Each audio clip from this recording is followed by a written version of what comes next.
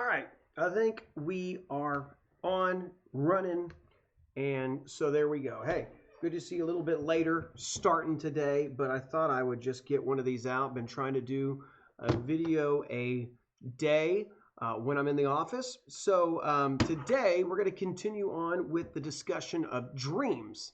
It's been a little while because I'm getting back into the groove of kind of juggling this and doing some other things that we're doing. So we're going to do another one of these quick minute Bible story that I want to go through with you. So today's story comes from Genesis chapter 3. So you might want to turn over there. I'll open it up on my screen.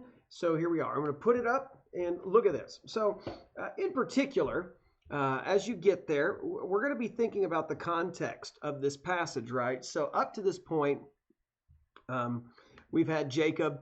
And, remember Jacob has that one dream and, he's stolen his brother's birthright, stolen the brother's blessing. He's fled. God gives him the dream. Then he says, yeah, if you'll do these things, I'll follow you. So fast forward now, he's married. He's working for his father-in-law, Laban, who his father-in-law has been worse to him as a trickster than Jacob ever was. And so here we are now, and he's been there for some time. He's grown his family, and he's been growing financially too. Not really because of Laban had anything to do it, but God has just continued to bless him through it all. So now we pick up with the story, and I want you to see the difference between Jacob's dream and his father-in-law's dream. So check this out. So, the sons are all frustrated. Laban's sons, his brother-in-laws, are all frustrated. Jacob's taken all of our fathers and was built wealth that belonged to our father. Jacob saw from Laban's face his attitude toward him was not the same as before. And the Lord said to him, go back to the land of your ancestors, to your family, and I'll be with you. Now Jacob had Rachel and Leah called to the field where his flocks were, and he said to them, I can see from your father's face this attitude towards me is not the same as before, but the God of my father has been with me. You know that with all my strength I've served your father, and he cheated me and changed my wages 10 times, but God does not let him harm me. So, this is just the story. Through Laban trying to cheat David, God has flipped that around to cheat Jacob. God has flipped it and blessed Jacob as a result, okay?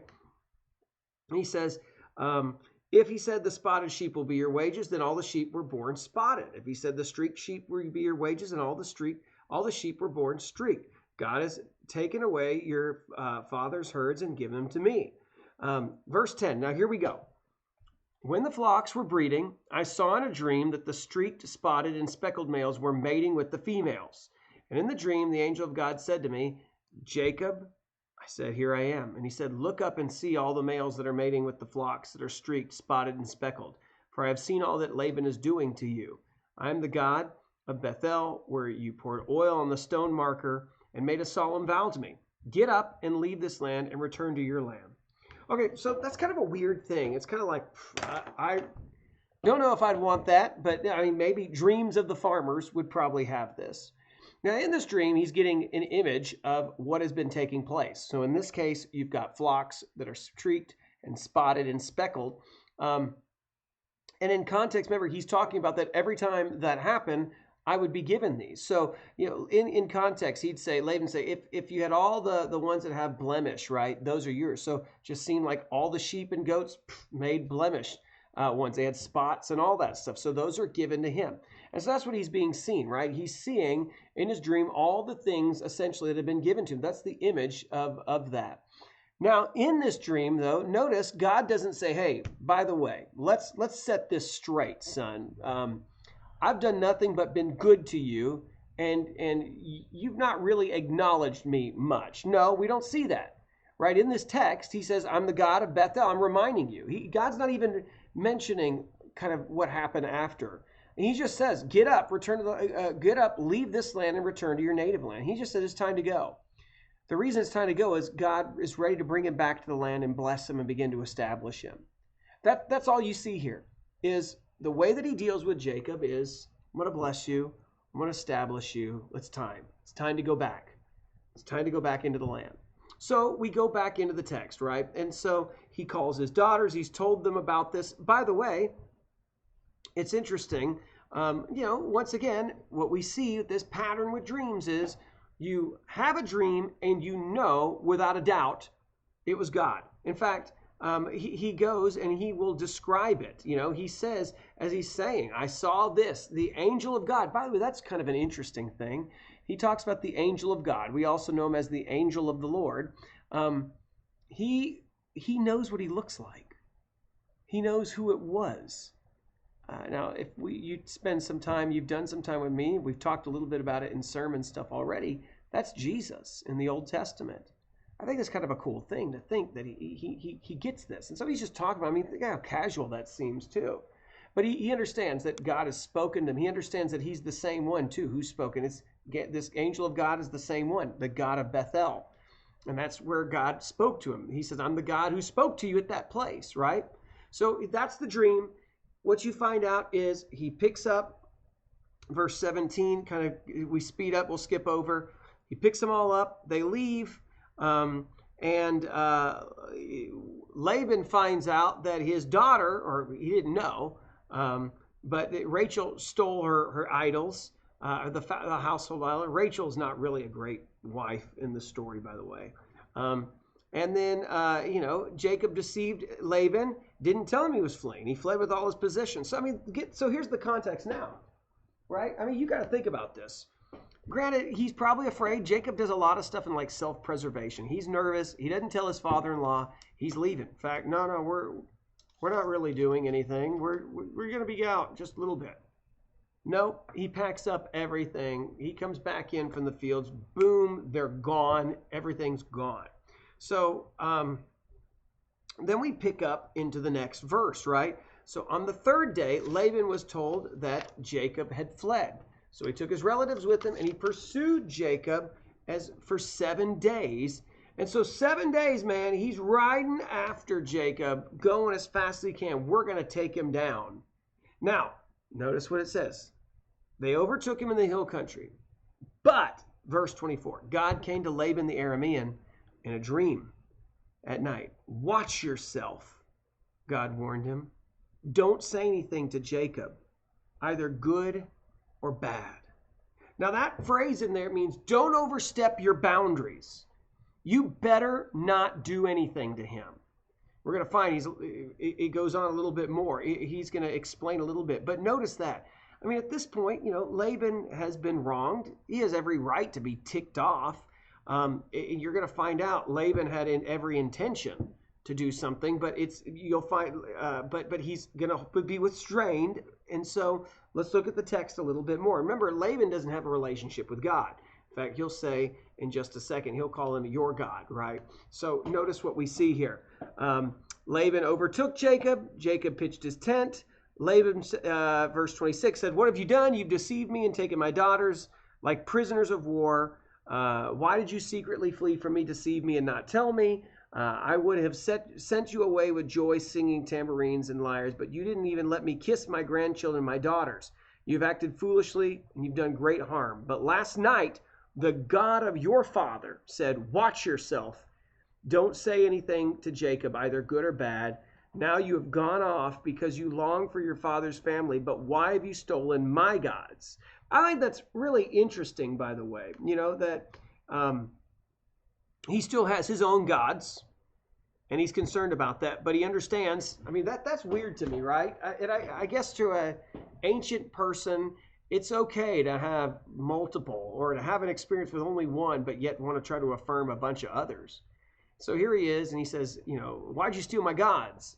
Rachel stole them. Jacob had no clue. But I think this is interesting still. Laban has been wronged, and God tells him, don't you dare touch him.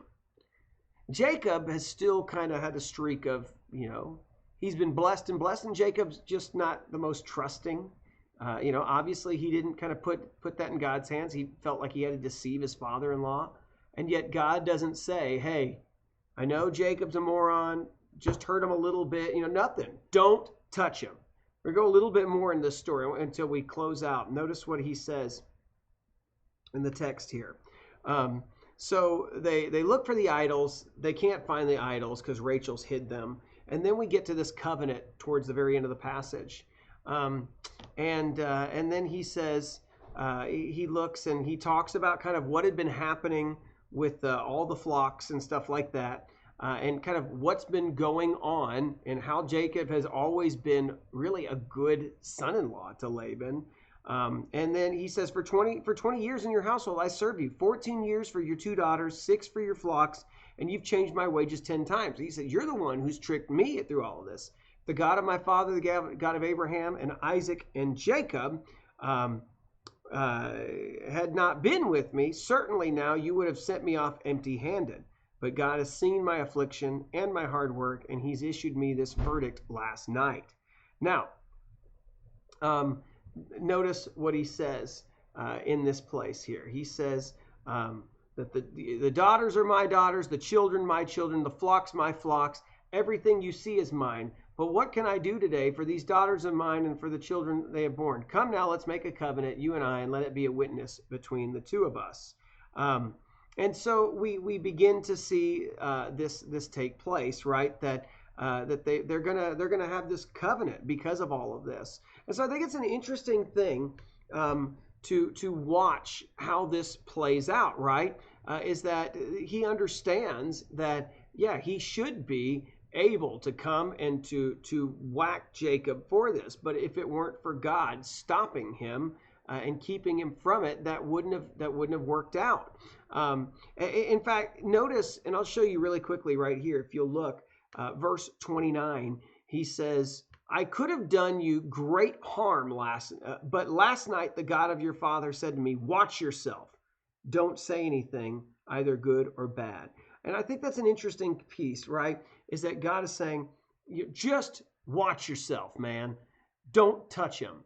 And so this is a pattern. I think this is a really cool pattern to see, which is this, is that with God's people that he has a covenant relationship with, he always seems to be positive towards them, even though they might be in weird spots, and even though they might have some flaws. The way that God speaks to them is a lot more gracious and a lot more geared towards blessing. The moment these people don't have a relationship, it's very real. They understand they've had a dream, but it's always going to be some sort of, a command. And really, it's going to work out that he's going to take this dream and he's going to bless Jacob as a result. And so that's something that's kind of an interesting thing to keep in mind, is that this Jacob is blessed in his dream by being told, I'm going to go and bring you blessing. And this dream that Laban has, God turns it around and makes it a blessing into Jacob. He keeps him, protects him through it all, and then blesses him as he goes on. And it's just patterns you begin to continue to see, which is the way that God speaks to people in dreams. And so we see this kind of continue on in the story of that God speaks to his own a little bit differently. And it kind of, he's a lot more gracious with his own than he is with others as well. So kind of an interesting thing to think about. So I hope that's helpful to you. Have a good weekend. We'll talk to you guys later.